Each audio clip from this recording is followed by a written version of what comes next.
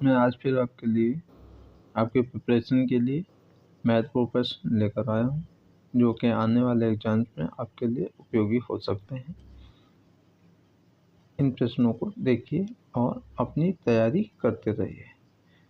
शायद हो सकता है आने वाले एग्जाम में कोई प्रश्न इसमें फंस जाए। चलिए देखते हैं। स्क्रीन पे आपका पहला प्रश्न निम्नलिखित दिया हुआ है। निम्नलिखित में से सही विकल्प चुनें। नंबर 1, गन्ना शोध संस्थान बरेली, राष्ट्रीय शर्करा संस्थान कानपुर, केंद्रीय आलू अनुसंधान संस्थान राजमुंद्री, भारतीय दलहन अनुसंधान संस्थान कश्मीर।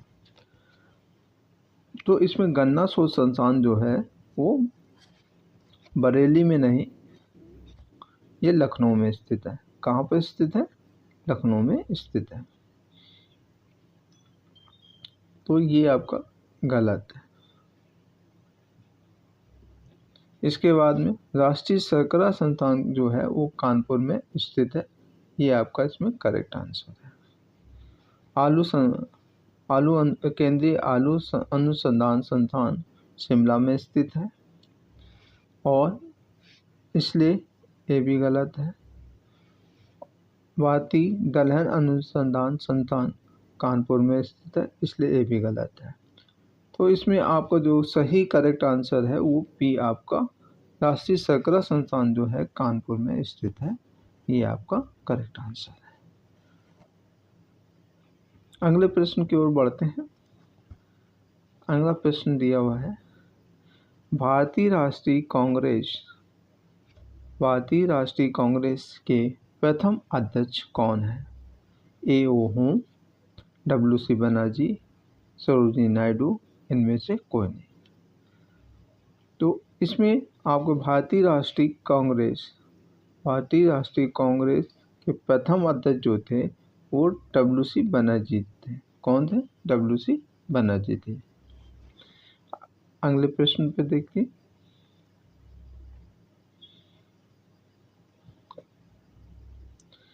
निम्नलिखित में से भारतीय राष्ट्रीय कांग्रेस की स्थापना के समय कितने प्रतिनिधियों ने भाग लिया? जी हाँ, निम्नलिखित में से भारतीय राष्ट्रीय कांग्रेस की स्थापना के समय कितने प्रतिनिधियों ने भाग लिया? आपके ऑप्शंस दिए हुए हैं।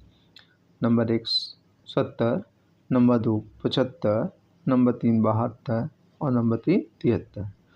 जी हाँ, भारतीय राष्ट्रीय कांग्रेस के स्थापना के समय जो है 72 प्रतिनिधियों ने भाग लिया था। कितने? 72 प्रतिनिधियों ने भाग लिया था। इसलिए आपका जो है करेक्ट आंसर सी है। अगले प्रश्न पे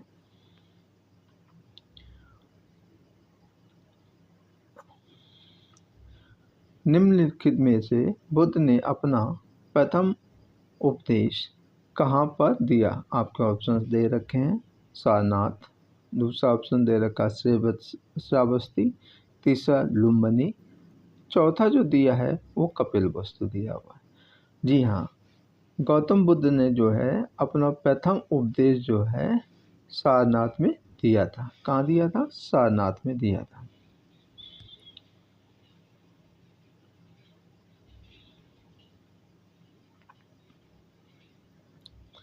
अगले प्रश्न में देखिए क्या रखा है, भारत की स्वतंत्रता के समय इंग्लैंड का प्रधानमंत्री कौन था? जी हाँ, भारत की स्वतंत्रता के समय इंग्लैंड का प्रधानमंत्री कौन था? ऑप्शंस आपके दिए हैं। Number 1 George Yule, number 2 Hawkins, number 3 sir John, number 4 जो है क्लेमेंट इटली। जी हाँ, भारत की स्वतंत्रता के समय इंग्लैंड का प्रधानमंत्री जो था वो आपका क्लेमेंट इटली था। निम्नलिखित में से वैद्युत धारा मापने में किस यंत्र का प्रयोग किया जाता है? वैद्युत धारा मापने में जो है अमीटर का प्रयोग किया जाता है। किसका प्रयोग किया जाता है? अमीटर का। वैद्युत धारा का जो मात्रक होता है वो एम्पियर होता है। चलिए अगले प्रश्न की ओर बढ़ते हैं। अगला प्रश्न आपके पास दिया हुआ है, निम्नलिखित में से हिंदुस्तान एरोनॉटिकल लिमिटेड का मुख्यालय कहाँ पर स्थित है? ऑप्शंस आपके इस प्रकार हैं, Delhi, number 2 Mungerpur, number 3 Bengaluru, number 4 इनमें से कोई नहीं। जी हाँ, हिंदुस्तान एरोनॉटिकल लिमिटेड का जो मुख्यालय है वो बेंगलुरु में है। कहाँ पे है? बेंगलुरु में। अगले प्रश्न की ओर बढ़ते हैं।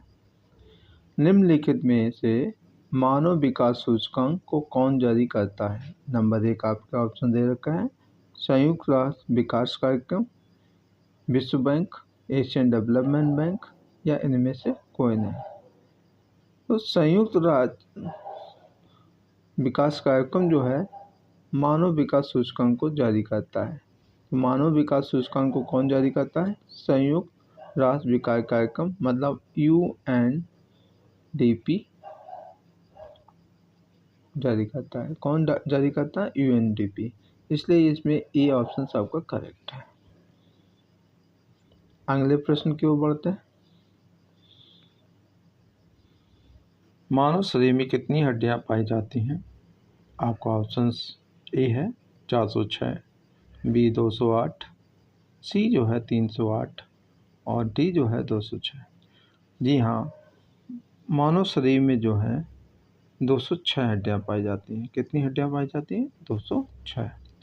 अगले प्रश्न की ओर बढ़ते हैं।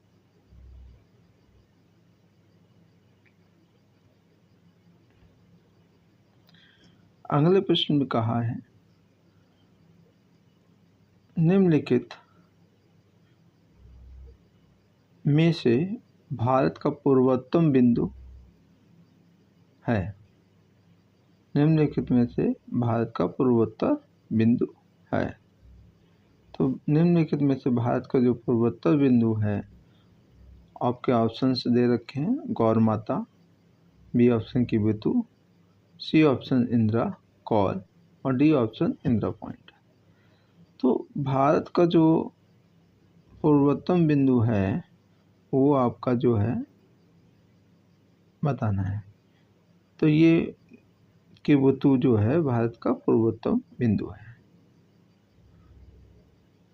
पूर्वोत्तम बिंदु है।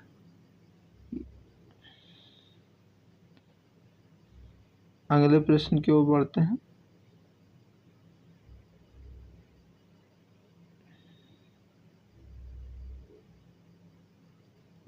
अगला प्रश्न आपका इस प्रकार है, निम्नलिखित में से निकट दृष्टि दोष से पीड़ित व्यक्ति के उपचार में प्रयोग होने वाला लेंस है। ऑप्शंस आपको दे रखा है, द्विउत्तर लेंस, उत्तर लेंस, अवतल लेंस, इनमें से कोई नहीं।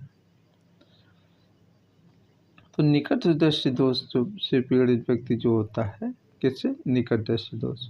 तो निकट दृष्टि दोष से पीड़ित व्यक्ति को उपचार में जो है हम अवतल लेंस का प्रयोग करते हैं। किसका प्रयोग करते हैं? अवतल लेंस का प्रयोग करते हैं। अगले कुछ प्रश्न की ओर। निम्नलिखित में से गुलाबी क्रांति का संबंध है। किसका? गुलाबी क्रांति का संबंध है। तो गुलाबी क्रांति का संबंध जो है, ये ऑप्शन दे रखे हैं, झींगा मछली का उत्पादन, नंबर 2 मसाले का उत्पादन, नंबर 3 तिलहन का उत्पादन, नंबर 4 जो है फल का उत्पादन। तो गुलाबी क्रांति का जो संबंध है वो झींगा मछली के उत्पादन से है। किससे है? झींगा मछली के उत्पादन से है। अगले प्रश्न की ओर देखते हैं। निम्नलिखित में से सर्वदाता रक्त समूह है। निम्नलिखित में से सर्वदाता रक्त समूह है। A option B, option C में ए बी, ऑप्शन डी में ओ। जो सर्वदाता रक्त समूह जो होता है वो आपका ओ होता है। कौन होता है? ओ होता है। अगले प्रश्न पे निम्नलिखित में से सूर्य से बढ़ती हुई दूरी के क्रम में चौथा ग्रह है। आपके ऑप्शन दे रखे हैं शुक्र, पृथ्वी, मंगल, वरुण। तो पृथ्वी सूर्य से बढ़ती हुई दूरी के क्रम में जो है चौथा ग्रह जो है मंगल आता है। कौन सा आता है? मंगल। पहला आता है बुध, फिर शुक्र, फिर पृथ्वी, फिर मंगल। अगले प्रश्न की ओर देखिए। अगला प्रश्न है, निम्नलिखित में से सैयद वंश के संस्थापक कौन है? ऑप्शंस आपके दे रखे हैं Khizr Khan, option B Munger, option C Bukka, option D Nanuk. जो सैयद वंश जो है, सैयद वंश जो संस्थापक हैं वो खिज्र खां थे। कौन थे? खिज्र खां थे। आपको वीडियो पसंद आया हो तो लाइक और सब्सक्राइब जरूर करें। थैंक्स वॉचिंग के लिए।